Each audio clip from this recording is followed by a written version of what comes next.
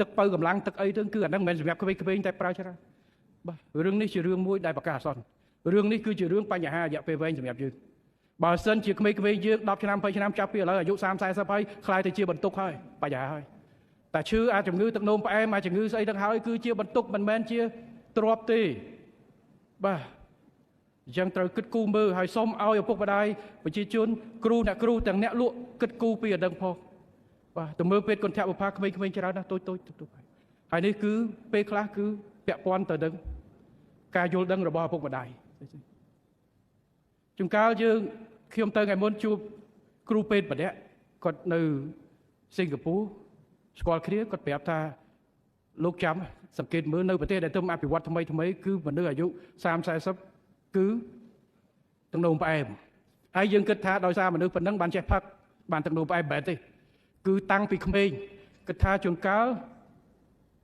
ពេលដែលនៅក្មេងឪពុកម្ដាយចង់ឲ្យកូនផឹកទឹកដោះគោដើម្បីលូតឆ្អឹងប៉ុន្តែកូនវាអត់ព្រមផឹកទឹកដោះគោសាប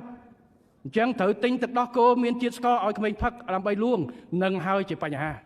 យើងចង់បានមកជ្រុងឲ្យវាលូតឆ្អឹងប៉ុន្តែពេលជាមួយគ្នាដាក់ជាតិស្ករទៅក្នុងខ្លួនក្មេងបាទបងប្អូនអរគ្នានេះគឺជាសារដាស់តឿនដ៏ល្អពីព្រោះថាយើងឃើញអ្នកដែលកើតនៅជំងឺទឹកនោមផ្អែមជំងឺទឹកនោមប្រៃខូចកលៀនមានច្រើនណាស់រួមទាំងប្អូនស្រីបង្កើតរបស់ខ្ញុំផងក៏កំពុងតែលៀងឈាមសប្តាហ៍ថ្ងៃហ្នឹងហើយមូលហេតុដែលនាំឲ្យកើតជំងឺហ្នឹងដែលនាំឲ្យខូចកលៀនហ្នឹងគឺការហូបផ្អែមការហូបផ្អែមការហូបប្រៃការហូបផ្អែមការហូបប្រៃហើយការដែលមិនសូវផឹកទឹក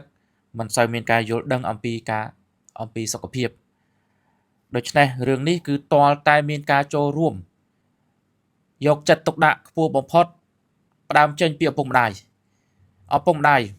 បន្ទាប់ពីឪពុកម្ដាយហើយគឺលោកគ្រូអ្នកគ្រូបើឃើញនៅសាលាកុំឲ្យគាត់ហូបហើយអ្នកលក់និងអ្នកផលិតទៀតបាទគួរគិតគូរត្រូវគិតគូរបើមិនដូច្នោះទេបញ្ហានេះវានឹងនាំឲ្យកើតមាននៅទុក្ខលំបាកបន្ទុកទាំងក្នុងគ្រួសារបន្ទុកទាំងក្នុងសង្គមហើយអ្នកជំងឺផ្ទាល់គាត់លំបាកវេទនាណាយើងពិបាកមើលគាត់ណា